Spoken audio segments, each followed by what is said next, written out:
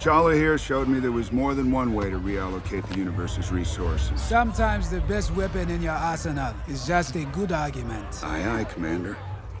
Welcome back, everyone. This is going to be my full Marvel What If Episode 2 video. What if T'Challa became Star-Lord? What if Black Panther became Star-Lord? So we'll break it all down. There's a ton of Easter eggs. So if you're brand new to the channel, be sure to subscribe to get all the episodes. I'll be doing videos for everything this season. We're also doing a giveaway for Disney Plus memberships. All you have to do to enter is be a subscriber and just let me know what your favorite moment from the episode was or your favorite Easter egg. It'll probably wind up being one of the best episodes from the season. Like, it was an amazing episode. I'll just number these as we go along through WTF moments and Easter eggs, but starting with the episode title, What If T'Challa Became Star-Lord? The title says it all, and the big deal is that Chadwick Boseman came back to do the voice of his character. He was fantastic in the episode. They said that he was super excited for the project. Like, a lot of big actors wouldn't necessarily want to do television, but they said that Chadwick Boseman was really hyped up about playing this version of Star-Lord during the series. He's in a total of 4 episodes this season, so he'll be in 3 more episodes after this, and they had a special dedication to him in the end credits as well. So while this episode was mostly a blending of the Black Panther movie and the Guardians of the Galaxy movies,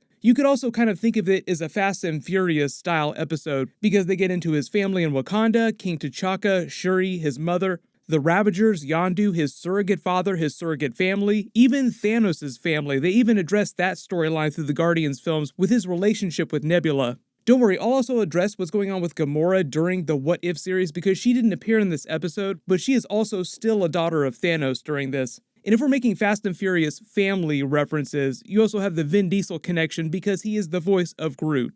Even though there was no Groot during this. Obviously, there were a couple big characters that were missing, and not every single movie actor came back to do the voice of their characters, but here's a quick preview of that. These are all the actors that actually came back. The actual episode begins with that same Twilight Zone style intro as episode 1, with Jeffrey Wright's Watcher narrating time, space, reality. It's more than a linear path. It's a prism of endless possibility, talking about how a single choice can itself lead to a Nexus event branching out into many subsequent realities. So this is like the Loki explainer again. The Watcher's describing how Nexus events work, and how in the Loki finale scene where you see major branch timelines growing off the sacred timeline, then on each of those major branches, many smaller branch timelines split off even more, and so on and so forth, until you get to the current real version of the multiverse, the true version of the multiverse. This opening scene too is the same beginning of the Guardians of the Galaxy movie on Morag, with the same scene of what used to be Peter Quill coming to take the Power Stone, except this time it's T'Challa Star-Lord, and his costume is mostly the same, but it's like a Black Panther-inspired version of Peter Quill's costume.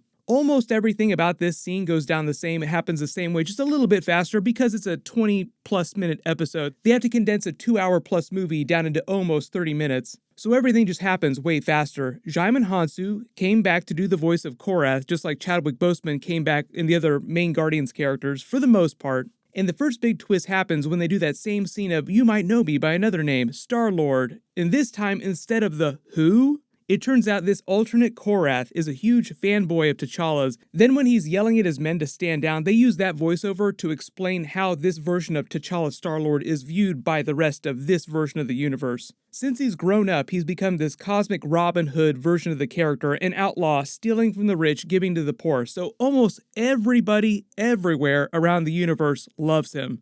One of the funnier things about the episode is that he winds up being a way better version of Star-Lord than Chris Pratt's version of Star-Lord. But that's the way he's written. He's kind of written to be a dirtbag that eventually becomes good. So that's meant to be his arc during the live-action Marvel movies.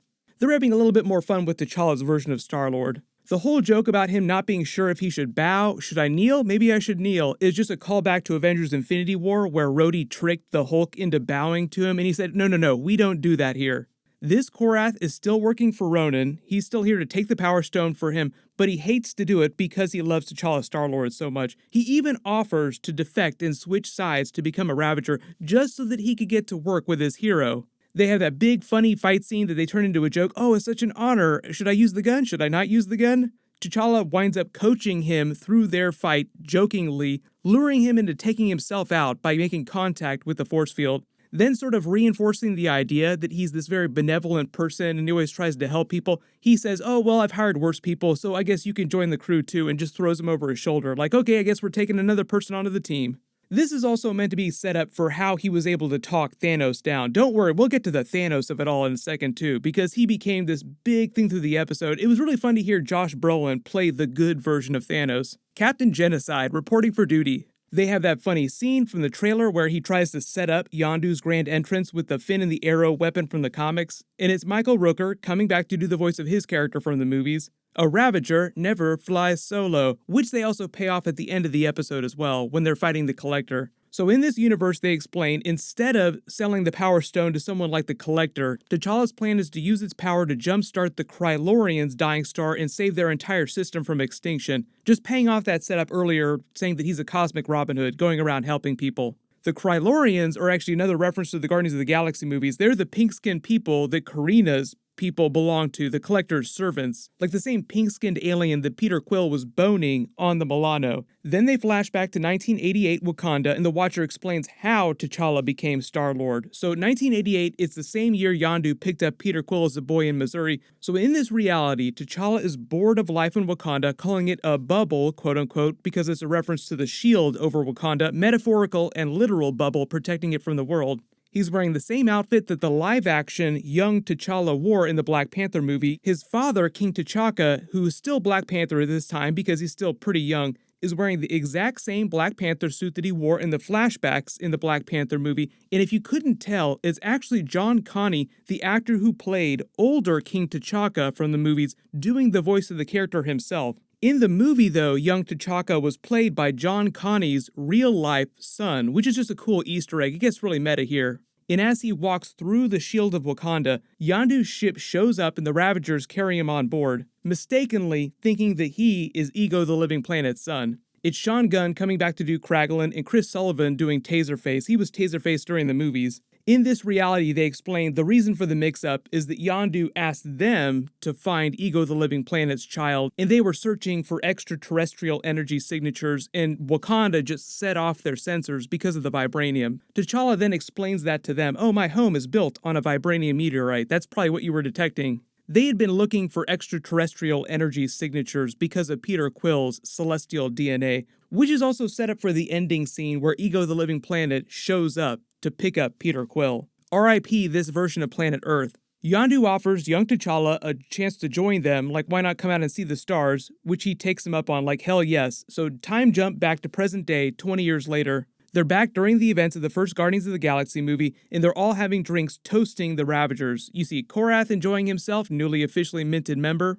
He starts asking T'Challa about his favorite heists so they can kind of explain his backstory a little bit, clarifying that each of the quote-unquote heists were actually times that he stole from rich people to help save planets. When they reference the heist on Tarnax 4, that's actually a reference to the capital of the Skrull Empire. So he's basically saying that T'Challa and the Ravagers stole from the central bank of the Skrull Empire. Ankara is a planet of insect creatures called the Sligs from the Fantastic Four comics. Then they set up the whole Thanos of it all, asking him to explain how did you get Thanos to stop decimating half of the universe, and Josh Brolin himself comes back as Thanos to pat him on the shoulder and say that T'Challa literally just talked him out of it in a casual conversation. No joke, that's how badass this version of T'Challa Star-Lord is supposed to be.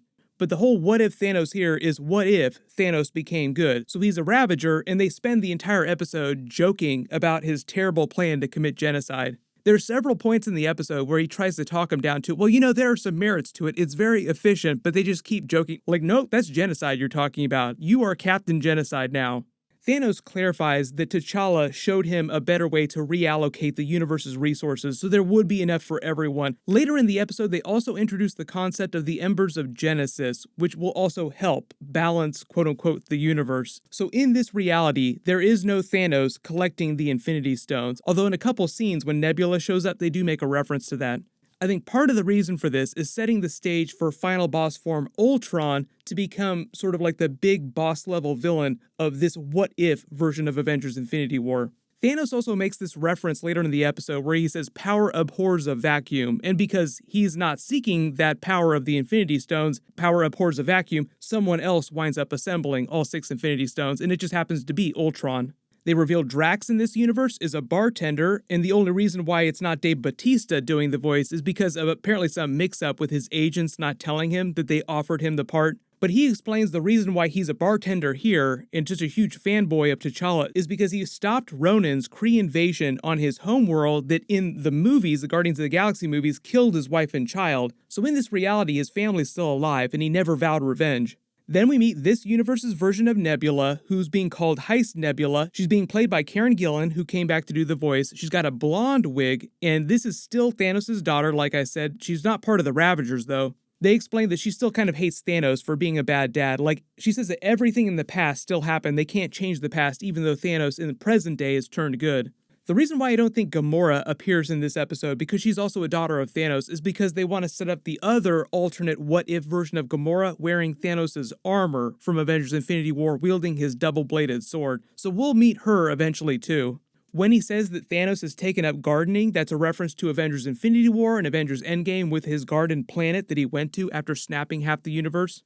Then T'Challa sets up the whole Wakanda arc during the episode, especially the ending, when he says that in this universe, he at least believed, falsely we learned, that his Wakanda was destroyed at some point during his childhood when Yondu tried to return him. Later we learn Yondu lied to him so that he wouldn't go home, he would stay an explorer, stay part of their Ravager family. Then Nebula sells him on the idea of stealing from the Collector, and there's a couple twists within twists. They pull a very Ocean's 11 style plot, where one of them explains the plan while the plan is unfolding in real time, and then you find out about a couple double and triple crosses along the way. But the big MacGuffin that they say that they're stealing from the Collector is the embers of Genesis, cosmic dust from an ancient supernova that can be used to terraform entire systems, just growing crops on a galactic scale, feeding millions and millions of planets. So like I said, sort of paying off Thanos' plan. Like now we'll have enough resources for the universe that we won't need to go around killing anyone.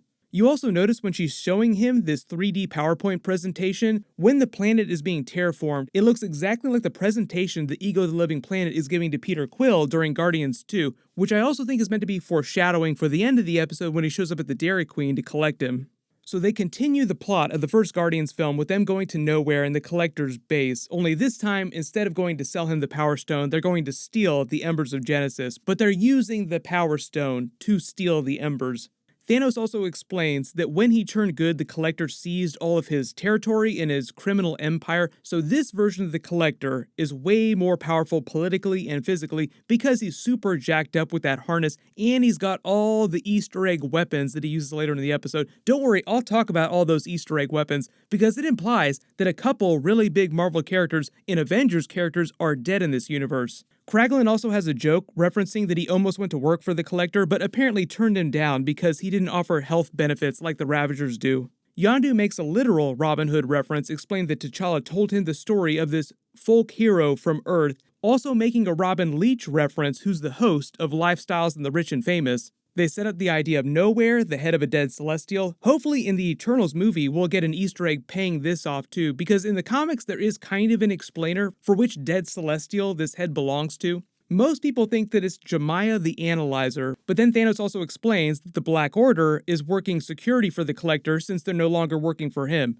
They introduced them Ebony Maw, Proxima Midnight, Cole Obsidian, Corvus Glaive, and most of the Black Order actors from the movies from Avengers Infinity War came back to do their voices, except for Corvus Glaive. It was Carrie Coon doing Proxima Midnight and Tom Lawler as Ebony Maw. They do their Ocean's 11 style montage explaining the heist while intercutting with the heist actually unfolding. Nebula enters the front door. She's greeted by Karina from the original Guardians movie, and it's the same actress from the movie, Ophelia Lovibond, doing the voice of the character. They pull a Trojan horse, putting T'Challa inside the box that's supposed to house the Power Stone, lying to the Collector, saying that they're bringing him the Infinity Stone, which is all plot from the first Guardians of the Galaxy movie. They let Thanos get revenge on Korath, causing their distraction for calling him Captain Genocide. And then as T'Challa takes off in search for the Embers in the Collector's vast vault of treasures, they pay off a whole bunch of Easter eggs. So a lot of these are just silhouettes, so you can't quite see who these are meant to be, but they're just meant to show you that the Collector has a bunch of people that he also collects, which they pay off at the end of the episode when Karina releases them and they all wind up teaming up to kill him. Karma coming back around, with him making a literal karma reference. When the Collector says that he's old enough to remember when the Ravagers used to be fun, that's also meant to be a reference to him being an Elder of the Universe in the comics, one of the oldest living beings next to the Celestials. They bring back Cosmo, just like in the original movie, who T'Challa takes pity on, freeing him later. They call him a stowaway, but I think that T'Challa let him on the Wakandan ship. In the original Guardians of the Galaxy movie, James Gunn said that he almost put Cosmo on the Guardians team, but decided not to when he picked Rocket and Groot, saying that he felt like adding a talking dog on top of the talking raccoon and the talking tree was just too much. Too many talking animals, apparently. The blue person here is just meant to be the same dark elf from the original Guardians of the Galaxy movie. There are a couple of dark elves inside the Collector's collection that you see later in the episode. They also bring back Howard the Duck for a big scene, and it is Seth Green coming back to do the voice again from the movies. He makes another dick joke saying the Collector's compensating for something, and then when he says he knows the collection and starts telling him where to go to find the embers, he references that the Collector has frost giants in the collection, Cronins. Cronins are the race of beings that Korg belongs to, the rock creatures.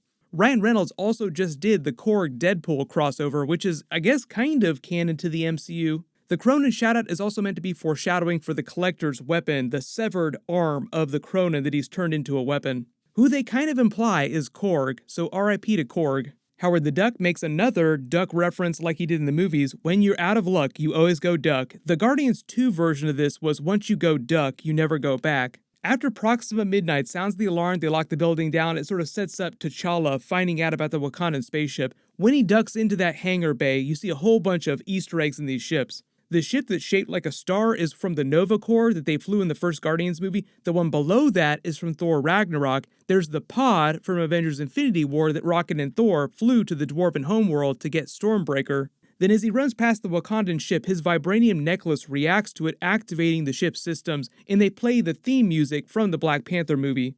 King T'Chaka and Wakanda are very much alive and thriving. He created spaceships and sent the Dora Milaje out into space to search for him. This is meant to be a parallel for the message that Drax sent during the Guardians of the Galaxy movie while the other Guardians were with the Collector, when things really start to go sideways. The message from his father is also a reference to the ancestral plane, saying that they'll search every last place on this plane in the next until they find him. Nebula sets up the whole double, triple cross storyline, thinking now at this point that she's double crossed them because they haven't revealed the triple cross till later in the episode, claiming that she was using T'Challa to pay off her debt to the Collector. And earlier in the episode, when she said she brought what the Collector asked for, the idea was that he wanted T'Challa for his collection. The Collector sours a little bit on T'Challa, then orders Ebony Maw to dissect him and turn him into a literal wall display. Then Nebula reveals the triple cross, betraying the Collector, revealing the heist within a heist, saying that T'Challa knew what was going on from the start. She told him how everything was going to go down with the triple cross. I think just because they want this version of Nebula to seem like less of a dirtbag than the movie version of Nebula before she gets her sort of hero's journey arc where she joins the Avengers by the time Avengers Endgame picks up. She used the confusion to steal the embers of Genesis like they originally wanted, and T'Challa uses his vibranium necklace to escape, making a Black Panther reference in the process, using the vibranium teeth in the necklace like panther claws in his fist. Karina then double-crosses Ebony Maw and the Collector like she double-crossed the Collector during the Guardians movie. The idea is that she's also inspired by T'Challa not liking putting people in cages, and the idea that T'Challa was going to use the Power Stone to save her homeworld, the Krylorian's homeworld.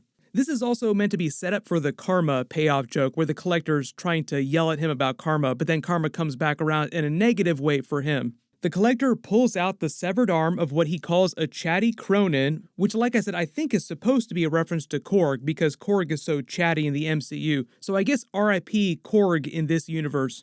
Then he whips out a whole bunch of Easter egg weapons, so the dagger he says that is from the ruler of the Dark Elves is a reference to Malekith from Thor the Dark World, who I guess is dead in this universe. The Thor of the Dark World post-credit scene was also a Collector scene of the Warriors 3 bringing him the Aether, the Reality Stone.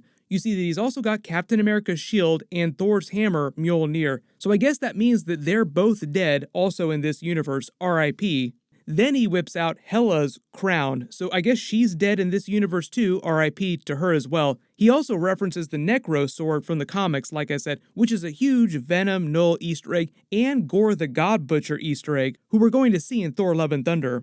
Gore is being played by Christian Bale. In the comics, he wielded the Necro Sword, which was the primal symbiote created by Null. In the MCU, they changed that a little, saying that Hela created these Necro Swords. While the rest of the Ravagers are trying to escape, Thanos stays behind to stop the Black Order, making a reference to the Mad Titan Thanos, saying that he's not crazy, he's mad. He's still super powerful naturally, so he can soak a lot of this regular blaster fire without armor. And you get to see Thanos versus Cull Obsidian, which is a nice callback reference to Hulk versus Thanos during Avengers Infinity War.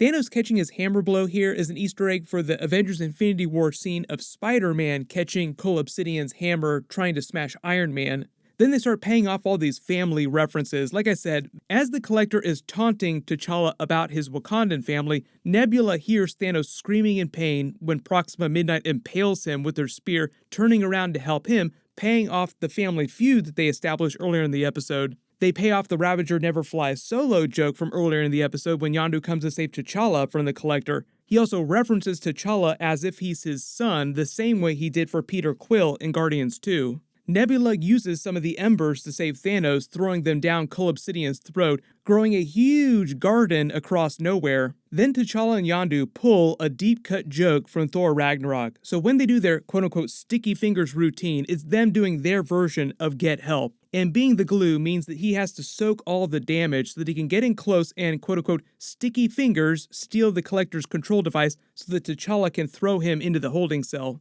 They give the device to Karina, who unlocks everyone's cages. The Dark Elf comes out. This crystalline person is Pluvian, just like Martinex from the OG Guardians 3000 team from Guardians 2. And they pay off that Collector's karma reference from earlier in the episode when they all kill him. T'Challa takes the Wakandan spaceship to escape, and they show you what Nowhere looks like now as a garden. I think this is also meant to be a reference to Thanos' garden planet as well, then goes back to Wakanda, bringing the rest of the Ravagers with them to meet his biological family. They reveal Thanos has taken a liking to Cosmo, who's talking to Okoye, who makes another genocide reference about his plan, and it is Denai Gurira coming back to do the voice of Okoye. This is Korath trying to talk big game to Shuri. When Kraglin talks about jump points scrambling your face, that's a reference to that scene from Guardians of the Galaxy 2 where they do the huge jump point montage, which was also a big Stan Lee cameo scene with the live-action version of The Watchers. A lot of you wondered about this. Now that Jeffrey Wright is Uatu in the MCU and this series is canon to the MCU, I'm expecting Jeffrey Wright to come back as the voice of live-action Uatu eventually when they get up to doing him in the movies. You can all theory craft about which movie live-action Uatu is going to show up during. Then at the end of the episode, as the Watcher narrates about the dueling family reunions, they transition to Missouri and reveal that Peter Quill is working at the exact same Dairy Queen from Guardians of the Galaxy 2 where Ego the Living Planet buried his spore. It's meant to be the exact same Dairy Queen. He's listening to 80s music on his Walkman, another mixtape his mother would have made for him, and Kurt Russell comes back himself as Ego the Living Planet from the movies, and it's implied that he's got his same plan to take over the universe from Guardians 2. Kind of a downer ending, the Watcher saying that this might be bad, spelling the end of this world, this universe really. That 80s song that he's listening to on the Walkman is Space Age Love Song by Flock of Seagulls. They're also using the lyrics of that song as a metaphor for the plot here. I saw your eyes and it touched my mind. He's seeing Ego's glowing eyes and Ego will touch his mind, awakening his celestial powers. But if you spotted any other Easter eggs in the episode that I didn't mention in the video, just write them below in the comments. It was a solid episode, probably going to be one of the best ones from the season. Chadwick Boseman was fantastic, may he rest in peace. Like I said, he's going to be in 3 more episodes this season. My full What If Episode 3 video will post next week, just like normal. I'll post a What If Episode 3 trailer video sometime in the next couple of days too. There's a couple big bonus videos that I do have planned. Next week's episode will be a big Loki episode. Everyone click here for my non-spoilery Shang-Chi movie review, and click here for my full What If Episode 1 video. Thank you so much for watching, everyone stay safe, and Wakanda forever.